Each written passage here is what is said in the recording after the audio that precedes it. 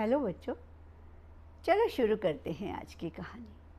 आज की कहानी एक नन्ही बूंद की है।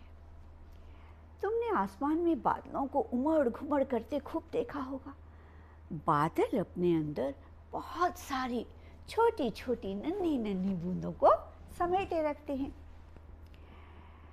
और जब वे अपनी गोद को खोलते हैं तो ये बूंदें इधर उधर बारिश का पानी बनकर बिखर जाती हैं। इन्हीं नन्ही बूंदों में से एक छोटी सी बूंद को धरती पर आने के लिए बहुत डर लगता था। जब भी ये बूंदें नीचे आती, वह बादल के गले से लिपट जाती और रोने लग जाती। बाबा, मैं नीचे नहीं जाऊंगी, मुझे बहुत डर लगता है। समय बीतता गया। बादल ने सोचा कि इस नन्ही बूंद का यहाँ क्या होगा, इसे नीचे जाना चाहिए।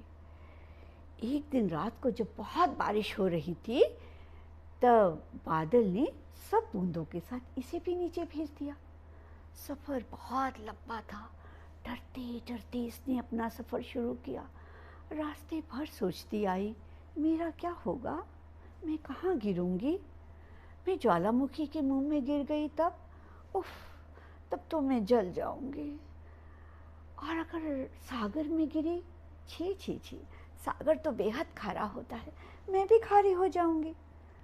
और नदी में गिरी तब, नदी दूर तक बहती है, मेरा तो अस्तित्व ही खत्म हो जाएगा। एक बार बाबा कह रहे थे कि धरती बहुत गंदी हो गई है, बेचारे पर बड़े बड़े कूड़े के ढेर और गंदगी के ढेर लग गए हैं। और अगर मैं उस गंदे ढेर में गिर गई, ओफो, मैं तो बदबू से मर जाऊंगी। बाबा, तुमने मुझे नीचे भेजा ही क्यों।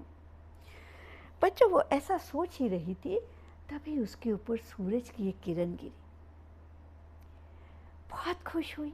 सूरज को वो बहुत पहले से जानती थी। बादल बाबा के साथ अक्सर उनके से मिलने जाया करती थी ना। थोड़ी ही देर में सूरज ने पूरी पृथ्वी को प्रकाशित कर दिया।